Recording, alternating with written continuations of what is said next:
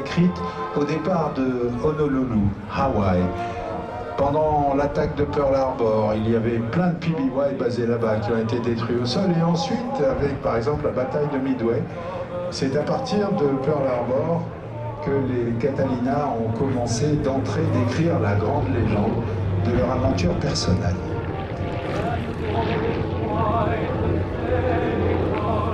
The unmistakable profile of a consolidated PBY has been used extensively for transportation between the islands.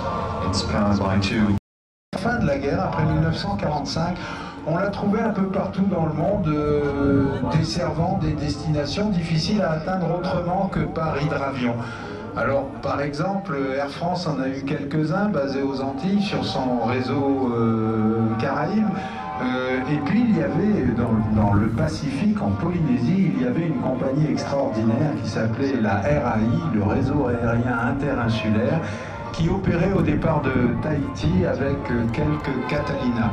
Vous imaginez-vous, pilote de ligne à l'époque, et il y avait, paraît-il, à l'époque, il y avait un pilote d'origine britannique qui s'était arrêté à arriver à Morée, à Bora Bora.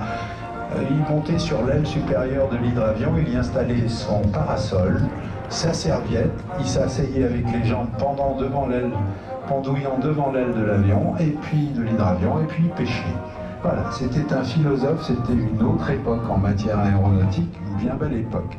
C'est un hydravion aussi qui a contribué à la renaissance ou à la véritable naissance de l'aviation de transport au Brésil, par exemple, avec une compagnie aujourd'hui disparue, mais qui est une compagnie dotée d'une histoire phénoménale, la Panair do Brasil. Et la Panair do Brasil opérait un certain nombre de Catalina tout au long de l'Amazone, remontant jusqu'en haut de l'Amazone.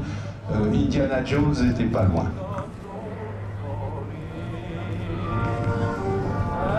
As well as being used extensively during the war as a maritime patrol aircraft, a large number of these aircraft survived the war and were used extensively to restart transportation between islands and difficult to reach places around the world where the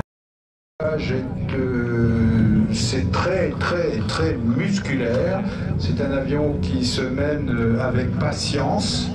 Les pilotes de Catalina, de toute façon, leur principale qualité, c'était la patience, puisqu'ils partaient parfois pour des missions d'une vingtaine d'heures au-dessus de l'océan, dans ces navires volants, confortables par ailleurs.